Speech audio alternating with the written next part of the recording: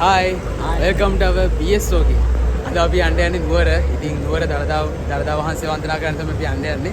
අපි දැන් ආවා කොටුවට. කොටුව බස් ස්ටේෂන් එකේ ඉන්නේ. අපි බලමු ඉස්සරහට. ගොඩක් අමාරුයි. බලමු අපි ඉස්සරහට අපේ ගමන ගැන. එහෙනම් හම්බෙමු. අපි BSO එකේ. දළදා වන්දනා ගමනේදී අපිට එක්කෙනෙක්ව එක්කන් යන්න බැරි වුණා. ඒ අපේ අක්කා. අක්කට කැම්පස් එකේ මිඩ් එක්සෑම් එක තිබ්බා. ඉතින් ඒ නිසා අක්කට ඒ ගමනට සම්බන්ධ වෙන්න බැරි වුණා. මුලින්ම අපි බස් ස්ටේෂන් එකෙන් බැහැලි වෙරලා මොන පොලිමට යන එකද හොඳ කියලා පොලිස් ඒ කට්ටියකින් අහලා අපි ඊට පස්සේ ගියා මහායාවට අනන්ලෙක් ගාවට.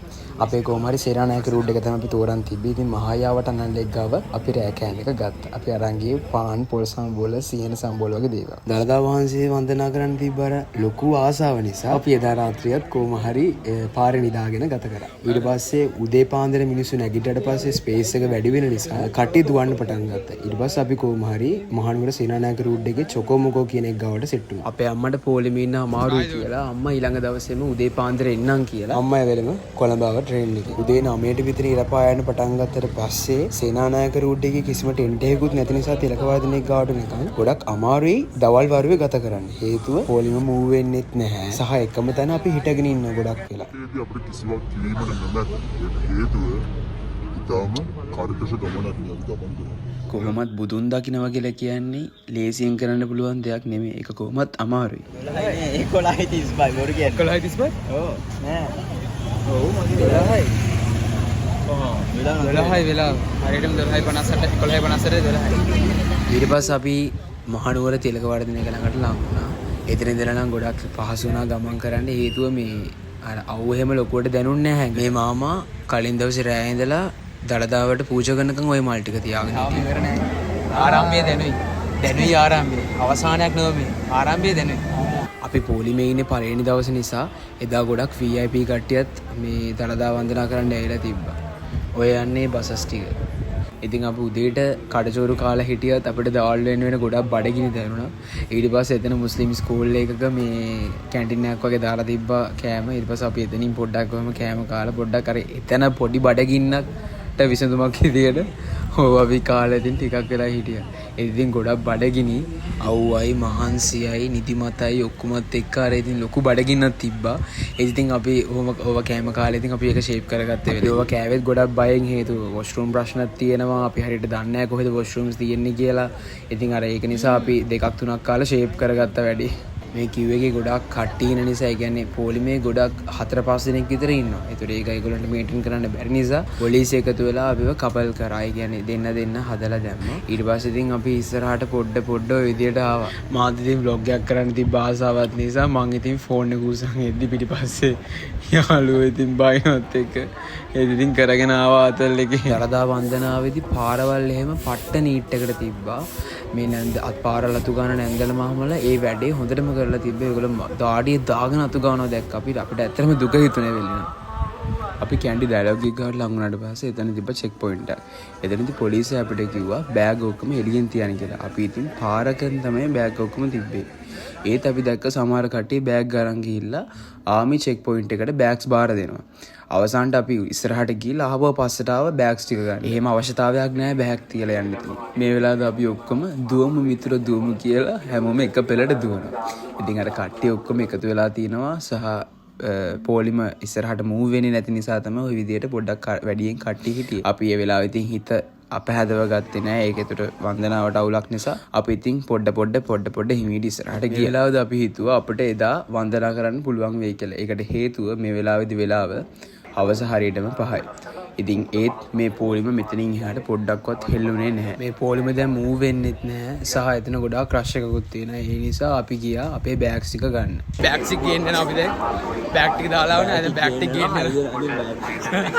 මම vlog එක කරන්න අවශ්‍ය වීඩියෝ ටික කලෙක්ට් කරගෙන ඉන්න ගම සෙන්මිද කලින්ම ගිහිල්ලා මටත් එක බීමයක් අරන් ඉතින් ඒක ගන්න ඉක්මනට දිව්වා. ඇත්තටම අපි මේ වෙලාව නම් ගොඩක් බඩගින්නෙන් සහ අමාරුවෙන් හිටියේ. ඒ වෙලාවේදී මේ බීම එක ගොඩක් වටිනවා. ඒගොල්ලන්ට ගොඩක් මිනිස්සු මේ දවස් ටිකේ මේ FB එකේ වයිරල් වීඩියෝස් තිබුණා මිනිස්සු හරියට කුණු දාලා නැති බව. ඒත් මේක ඕගනයිස් කරද්දී මෙයාලා හරියට ගාබේජ් බකට්ස් හැමතැනම තියලා තිබුණා කියලා.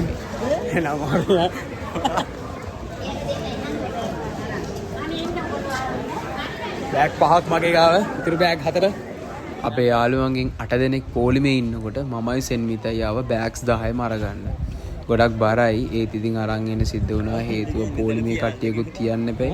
නැත්නම් පොලිමේ මිස් වෙන නිසා අපි ඒගොල්ලන් එතන තියලා මමයි සෙන්විතයි ආව බෑග්ස් ටික ගන්න. එහෙනම් බලමු මොකක්ද දෙන්නේ කියලා. මේ තියෙන ආමි එකට බෑග්ස් බාර දෙන්න තියෙන තැන. මෙතනදී අපිට බෑග්ස් දුන්නම ටෝකන් එකක් දෙනවා. ඒත් ඉතින් අවසානට හොයන්න ගියාම ගොඩක් අමාරු වෙනවා.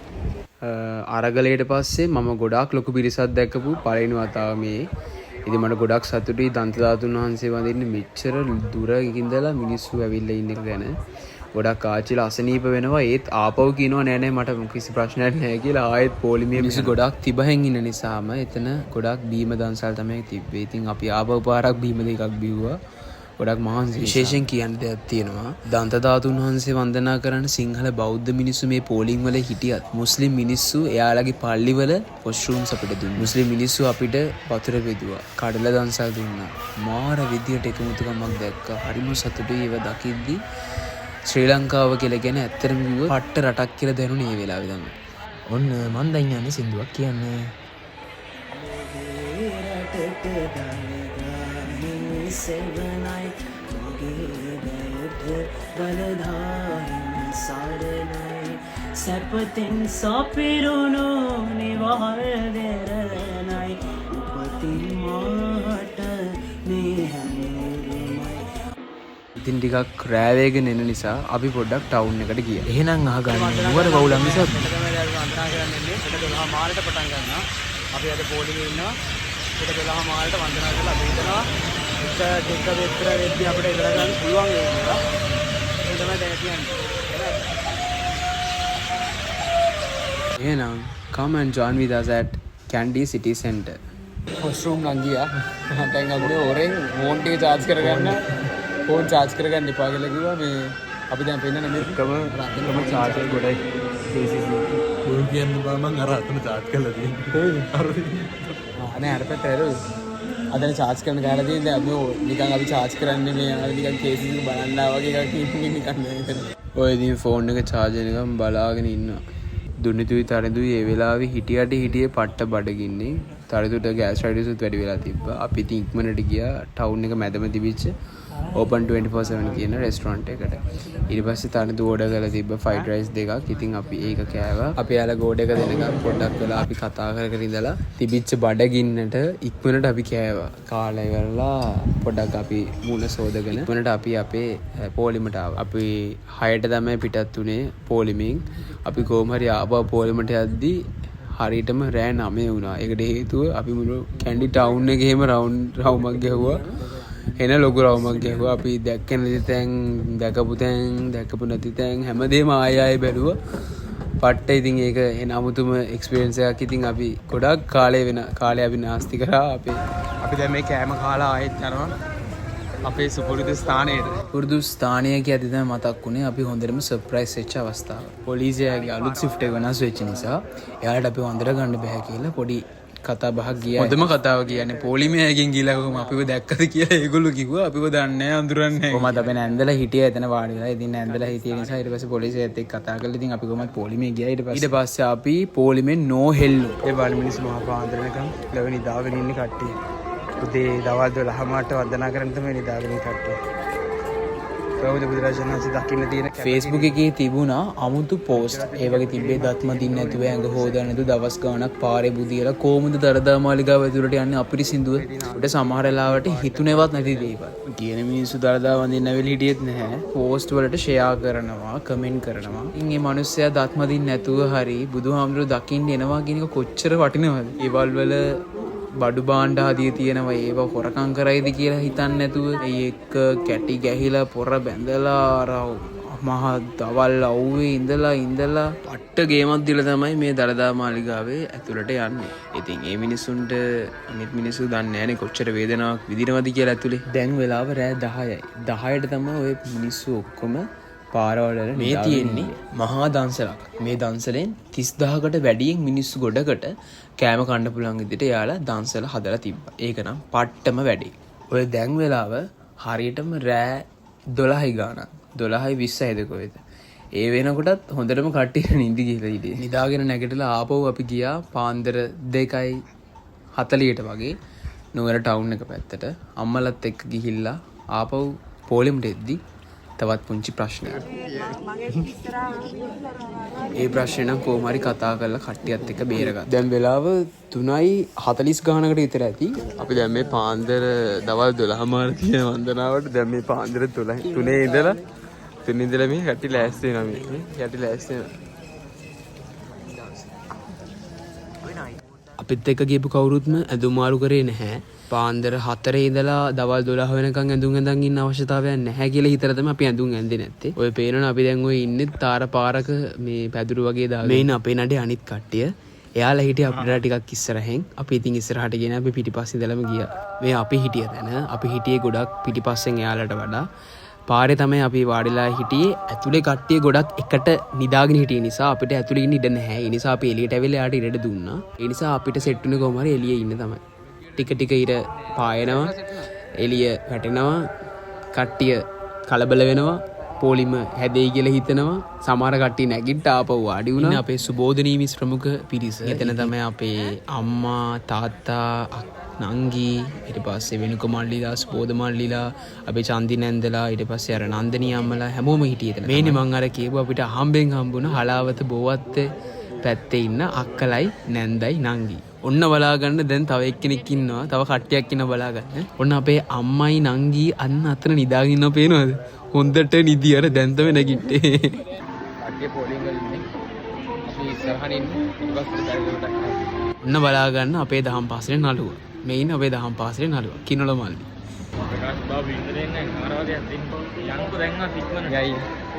අපි ඉන්න පැත්තේ අය තාමත් දිම වාඩිලා හිටියට සේනානායක පාරේ අනිත් පැතිවල ඉන්න හැමෝම වගේ ඒ කියන්නේ දැනටම පොලිම් වල කට්ටිය හිටගෙන තමයි හිටියේ. සමහර අය වාඩිලා හිටියෙත් සමහර අය හිටගෙන හිටියේ. ඔය මිනිස්සු ඉන්නේ වොෂ්රූම් එකට යන්න පොලිම්. එක පොලිමක් විතරයි. ඕක ටිකක් දිග වැඩි. මේක මං අහම්බෙන් දැක්කේ. මං දන්නේ නැහැ මෙතනට මොකක්ද කියන්නේ කියලා. දන්න කට්ටිය ඉන්නනම් කියන්න. ඉතින් අපේ සුපර් හීරෝ අපේ තාත්තා. ඉතින් අපේ තාත්තට අපි දැන් ඔය පට්ට දඩයක් දාලා අපි දැන් ඔය එන ගමන් ඉන්නේ. නංගිටත් එපා වෙලා වගේ සීන් එකක් තියෙන්නේ. ඒව කොයිද අපිත් එක්ක. අපේ අම්මටයි තාත්තටයි ආපහු තිබිච්ච පුංචි බඩගින්න නිසා අපි ආයෙත් ආව කෑම කන්න කියලා පිටිපස්සට. අපි කෑවේ කිඹුලා බනිස්. නම් බඩගින්නක් තිබුණේ නැහැ. ඒ වුණාට ඉතින් අර දන්නේ නැද්ද? පොරුවට හපන්නත්. ෆස්ට් ටයිම් අපි බ්‍රෙක්ෆාස්ට් එක ගත්තා මහ පාරේ තාර පාරක් මැද ටෙන්ට් එකක් උඩ. ඉතින් අපි කෑවේ රොටි හොදි දාලා. අවුලන්නේ නැති ෂේප් එකත් පට්ටාත. දැන් ඔයාලට ඔය පේන්නේ පොලිසිය අලුත් ෂිෆ්ට් එකක් මාරු වෙන වෙලාවක්. ඒ කියන්නේ එන පිරිසක් එන වෙතනට ෂිෆ්ට් එක මාරුලා පොලිසිය. අපිට ඉතින් ඇත්තටම පට්ට කම්මැලි ගම නිසාම අපි ආපහු ගියා KCC එකට. KCC එක නිකන් අපේ ගෙදර වගේ අපි යන වෙනවා. සින්දුත් කහන එතන පට්ටාතල් ඉතින් සින්දුත් අහුවා අපි ඊට පස්සේ ඉතින් එහෙම රවමක් ගාවා. නුවර හන්දිය කියන්නේ ඉතින් පට්ට රෂ් එකක් තියෙන ප්ලේස් එකක් නේ. ඒ නිසා ඉතින් පාර පයිද්දිත් පොඩක් හොඳට හිතලා තමයි පාර පයින්න ඕනේ. පේනව නේද එක්කෙනෙක් වැරද්දක් කරනවා. පේනවද වැරද්ද මොකක්ද කියලා? බලන්න පාර පයින්නකොට ෆෝන් එකක් පාරේ පයින්නවද අතේ තියාගෙන. ඒතර හැප්පෙන්න තියෙන ඉඩ වැඩි නේද? බලන්න මේ ළමයා පාර පයින්නේදී ෆෝන් එකක් තුන් කරගෙන හරි වැරදි. ඔය දැන් අපි ඔය මාලිගාව පැත්තට යන එකක් මාලිගාව පැත්තට යනකොට ඒගොල්ලෝ ප්‍රෝග්‍රෑම් එකක් ඕගනයිස් කරලා තිබ්බා. පුංචි ළමයින්ට ඒ කියන්නේ දැන් අර ගොඩක් වෙලා එක දිගට ඉන්නෝනේ පුංචි ළමයිත් පොලිම් වල. එයාලට මේ චිත්‍ර අඳින්න පුංචි තරඟයක් වගේ ලස්සන ප්‍රෝග්‍රෑම් එකක් ඕගනයිස් කරලා තිබ්බා. කොහමද සෙට් එකක් බස්සලා දී ආමියගේ. මෙන්න බලන්න කවුද ඉන්නේ කියලා. එක්කෙනෙක්ගෙන් ප්‍රශ්නයක් ඇහුවා කියලා. හරියටම දන්නේ නැහැ මොකද්ද ටීවී ප්‍රෝග්‍රෑම් එක කියලා. කොහොම හරි ප්‍රශ්න දෙකක් ඇහුවා. පළවෙනි ප්‍රශ්නේ මම කියන්නම්. ඔයාලා දෙවෙනි ප්‍රශ්නේ මොකද්ද කියලා ගෙස් කරන්න. පළවෙනි ප්‍රශ්නේ තමයි මගෙන් අහපු මොකද්ද ඔයාලා හිතන්නේ මේ ප්‍රෝග්‍රෑම් එකක් මේ වගේ කරන එක ගැන මොකද්ද වෙන්නේ රටට කියලා ඇහුවා. ඉතින් මං කිව්වා හොඳයි ඉතින් අර පල්ලි වල එහෙම අපිට ගොඩක් අවස්ථාව හම්බ වෙන වොෂ්රූම් වලට යන්න. ඉතින් ඒක ගැන මම පැහැදිලි කරා. ගොඩක් මිනිස්සු එකමුතු වෙනවා. සමගියයි. ගොඩක් හොඳයි ඉතින් රටක සහයෝගීතාවය වර්ධනය වෙනවා. ඒ වගේ දේවල් ඉතින් පොඩ්ඩක් කිව්වා ඉතින්. මගෙන් අහපු දෙවෙනි ප්‍රශ්නේ ඔයාලා ගෙස් කරන්න. අපි හැමෝම දන්නේ ඉතින් අපේම සහෝදරයෙක් ගැන තමයි මේ ප්‍රශ්නේ ඇහුවේ. උදේ 8 ඉඳලම මිනිස්සු හිටගෙන තෙරපි හිටියේ ගොඩක් වෙලා. 12 මාරට පටන් ගන්නවා කිව්වට දළදා වන්දනාව පොලිම මූව් වෙන්න පටන් ගත්තේ 1යි කාලෙට. ඊට පස්සේ ඉඳලා තමයි මේ වෙලාව. නමස්කාර වේවා සංගරුවනට සමදා මහා සංඝ සරණ. අපේ අපේ දළදා වන්දනාවේ අන්තිම හරිය. ඒ කියන්නේ මාලිගාවේ එන්ට්‍රන්ස් එක ගාව තමයි ඉන්නේ. මෙතනින් එහාට අපිට යාලා වීඩියෝ කරන්න දුන්නේ නැහැ. ෆෝන්ස් ඕෆ් කරගන්න කිව්වා. අනුත්තරෝ පුරිස ධම්මසාරති සත්තා දේව මනුස්සානං බුද්ධෝ භගවාති. මේ තියෙන්නේ දළදා වන්දනාවේ ලස්සනම මොමන්ට් එක. මේ අපි දළදා වහන්සේ වන්දනා කරලා මගේ ඇස් දෙකෙන්ම දළදා වහන්සේ දැකලා එළියට ඇවිල්ලා ඉන්න වෙලාව. යාළුවෝ ටික එකතු කර ගන්න ඕන නිසා පොඩ්ඩක් වෙලා එළියේ වෙයිට් කරන් හිටියා. එතන වන්දනා කරගත්තේ අනේ හරි සතරේ දැන්න. ඔයින අපේ සෙට් එක දැන් එකතු කරගත්තා. දැන් අපි යනවා අපේ අම්මලා තාත්තලා ඉන්න ඉස්සරහා. අම්මලා තාත්තලාව හොයාගෙන දැන් ඉස්සරහට යනවා. කොහමරි අම්මලා තාත්තලා කලින්ම වන්දනා කරලා තිබ්බා. එයාලා පොලිම ඉස්සරහින් හිටිය නිසා. ඔන්න දැන් අපේ අම්මලා තාත්තලාත් අපිට හම්බුණා. ඒගොල්ලෝ ඔක්කොම අපි එනකන් ඉඳලා තියෙන ඉස්සරහට. ඉතින් අපේ අම්මලා තාත්තලා සුබෝධනි මිස්ලා සුබෝධ මල්ලි යාළගේ පවුලේ අය ඊට පස්සේ ෂෝන් ඊට පස්සේ අපි හැමෝම පට්ටම සතුටින් ඉන්නවා. පේනවනේ අපි හැමෝගෙම අර හදවත් වෙන නිකන් මලක් පිපිලා වගේ. ඒ කියන්නේ දවස් දෙකක් විතර පට්ට කමිට්මන්ට් එකක් දීලා තමයි අපි මේ දළදා වහන්සේ වන්දනා කරේ ඇස් දෙකෙන් දැක්කේ. ඉතින් අර හැමෝටම මාරම සතුටක් තියෙන්නේ. ඒක වචනකින් නිම කරන්න බැරි තරම් සතුටක්. ඔය එතනින් එළියට එන හැමෝගෙම මූණවල මාරම සතුටක් තියෙනවා. ඉතින් ෆොටෝ එකක් ගන්න කියලා කිව්වේ. මම මොකද්ද කරේ වීඩියෝ කරා. වීඩියෝ කරන්නේ vlog එකකට දාන්න ටිකක් තියෙනවා. ඉතින් වීඩියෝ එකට ඇද්දා. අපි දැන් ගමු අපේ අරුණිය කමෙන්ට් එක. මොකද්ද හිතන්නේ?